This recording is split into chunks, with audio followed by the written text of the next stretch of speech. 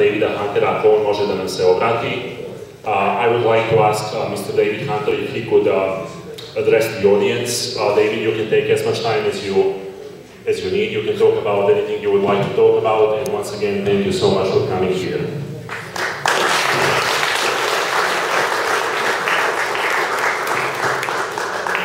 I really have to learn this language because I spend a lot of time here.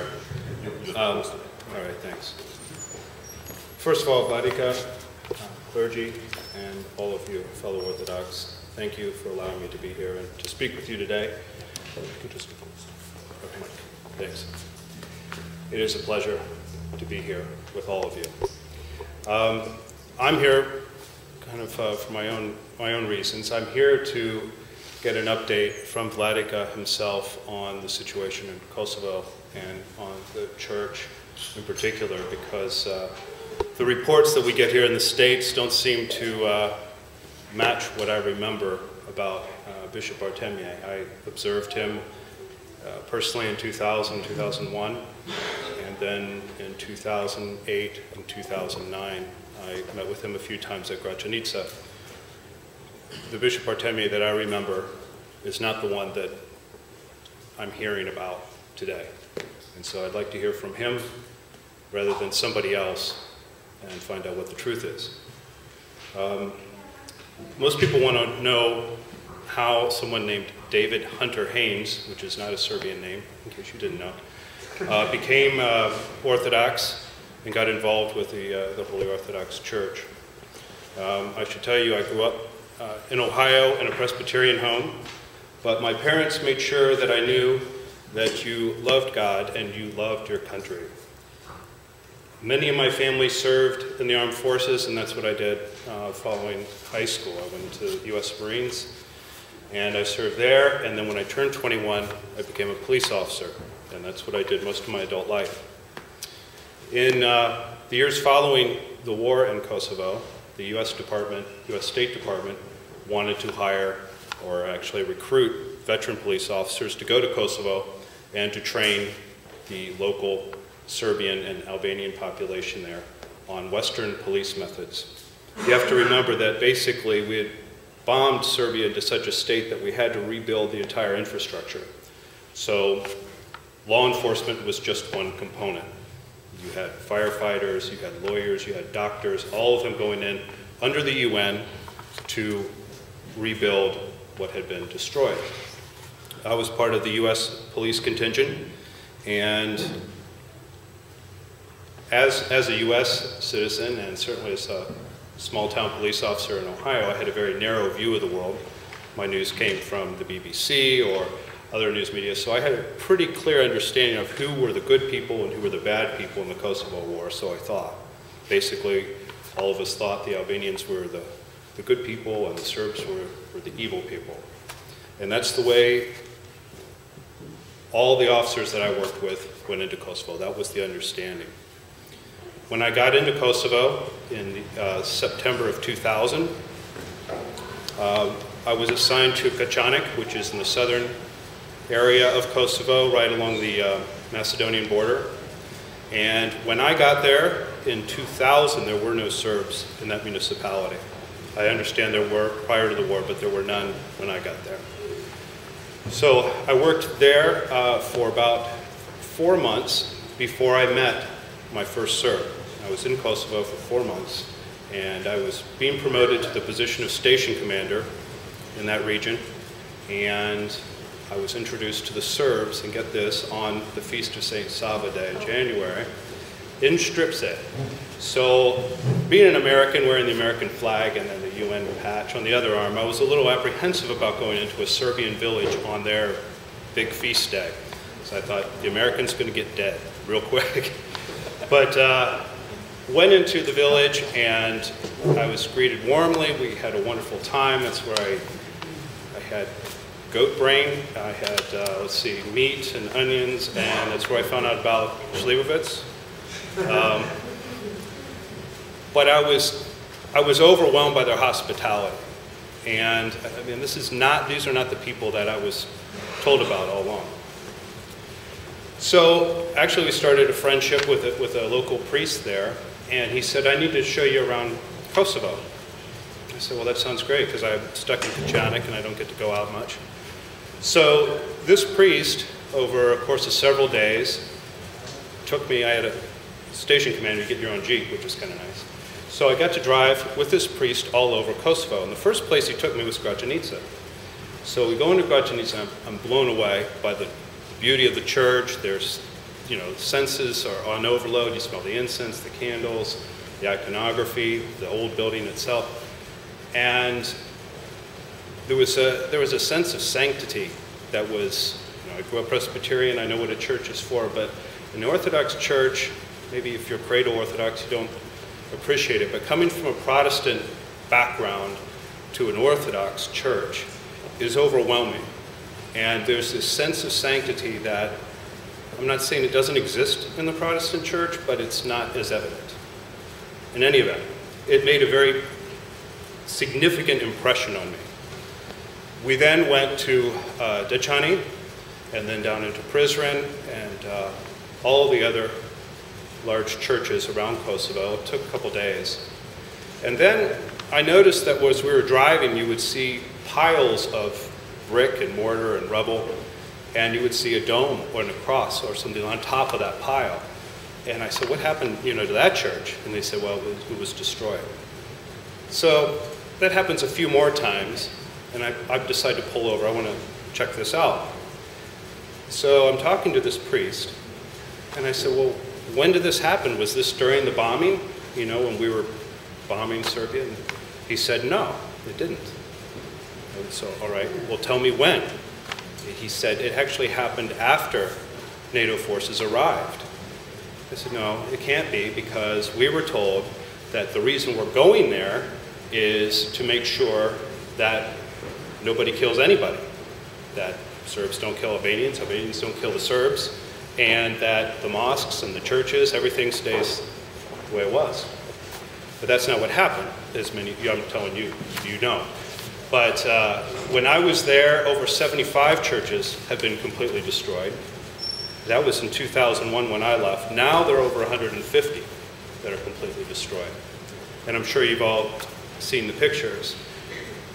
But as I began to research it further, what became extremely painful was that many of these churches not only were done under NATO protection, supposedly, but oftentimes they were churches that U.S. forces were protecting, supposed to protect. That was their responsibility. And having been a Marine, I know that the first job you do, you secure a perimeter when you are given an assignment, and you protect it. And nothing happens to that area you protect unless you're dead or you were told to allow somebody to get in. That's just the way it is in the military. So I know that this was no accident. These were professionally blown churches.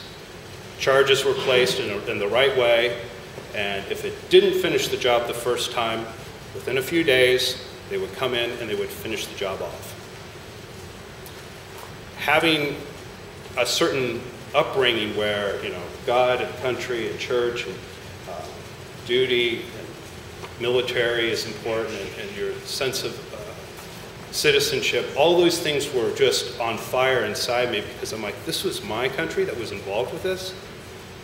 We're a Christian country, and then you read more about the history between the Serbs and the Americans, especially during World War II, and I could not believe what I was seeing. Any event, my relationships with the Serbs there, being introduced to the Orthodox Church in Kosovo, left an impression. When I came back to the States, I should tell you this, because this is very interesting. The first time I met a Serb was on the St. Sava's feast day. And I remember one of the Serbs gave me some slivovitz, and he put his arm around me and he said, American, you don't know Islam yet, but you will. And trying to think, it's been, 6 months later, I was on patrol along the Macedonian border. I come back to the police station, and the police administrator says, David, you've got to go check the internet. Something happened in New York. So it was 9/11 took place about 6 months after he told me that, a little bit more. I was due to go home a week after that. So I go back home with all these stories about Serbia. People think I'm pretty crazy at this point. But I'm back on the police force, and I decide, you know what, I'm going back to college. So I start going up to Ohio State, I was living in Columbus at the time, and I meet a priest. Well, he was a professor, but he's also a priest. Jurij Bruzic is his name. And he was from the town of Vranja, which was about 30 minutes from where I was a police station commander. And we started talking, and I told him about what I did in Kosovo, and one thing led to another. And so we started going out to lunch, and he invited me over to the church, and I became a catechumen. What's really interesting now is he is the great nephew of St. Eustine Popovic, my spiritual father. And it's interesting that Vladika Артемије was the spiritual son of St. Eustine as well. But in any event, I became Orthodox, my boys are Orthodox, my wife is Orthodox, and since that time, I've tried to help out in Kosovo a little bit, giving talks, telling them what I saw, maybe telling people a different story than what they're used to hearing. But it was in 2008 and 2009 when I would go to Kosovo and we would raise money to dig wells for some of the Serb families there. And that's when I would meet with Vladika Артемијe. It was the first time I actually met and sat down and talked to him. And that's why I'm very interested to hear what he has to say today, because the things that he told me then, the things he wrote about, were 100% spot on, right across the board. And I'm sure he remembers, but is it 4 years ago? I think it's 4 years ago. Let's see here. Yeah, 4 years ago today, on February 23rd, 2009, Vladika Артемијe gave a lecture in Kosovska Mitrovica at the engineering school there, where he outlined orthodoxy and new challenges facing us. Now, I don't know how many of you have read, if any of you read this essay? Well, I won't spoil it, because you have to read it. But he outlines three main threats facing orthodoxy: indifferentism, ecumenism, and globalism. And if you want to understand why Kosovo, why do we get involved, why is it important, and all these things, I'm not a Serb, okay? I don't really have a dog in the fight, but when I read this, I see what happened in Kosovo in these words. He laid it out on the line. This is why it happened. And what's very puzzling for me and for my friends who hear this story all the time, we can't understand why it's been allowed to happen. Look at what happened to Kosovo.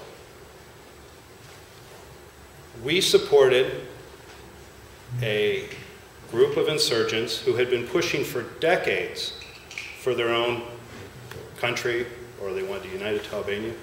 This wasn't something that just happened recently. This has been going on for decades. And we decided, for whatever reason, that we would support that. So the West, headed by the US, made it happen. They basically amputated, removed it from Serbia. So you had the physical removal of Kosovo from Serbia. And then what's very puzzling to myself and other Americans is somehow they've infected the minds of the politicians in Belgrade.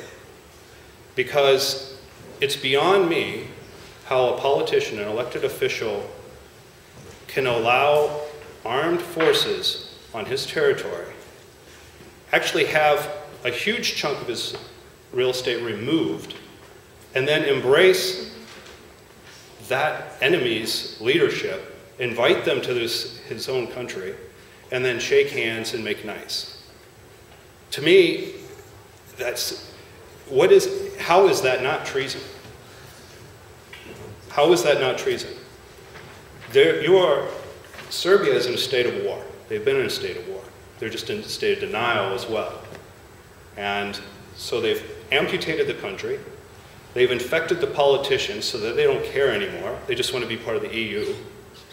And now, and worst of all, the third component, which is the most upsetting to me, I'm not a Serbian Orthodox Church member, I belong to the OCA, but what happens in the Serbian Church affects all Orthodox, we're all Orthodox, is now it's started to affect the internal church, the church inside, the church leadership.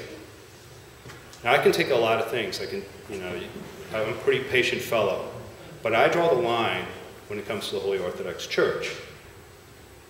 That is the point where I will not sit on the sidelines and let it be destroyed from within. Now, I don't know all the details about what he's going to talk about. It's been a couple years since I got any good information about the situation, so I'm very interested to hear what he has to say. But I think you should all ask yourselves, what legacy am I going to leave behind for my children and my grandchildren? Are we going to allow Kosovo? Kosovo's been taken from you. There's not much you can do about the Belgrade leadership. Church, however, is a different story.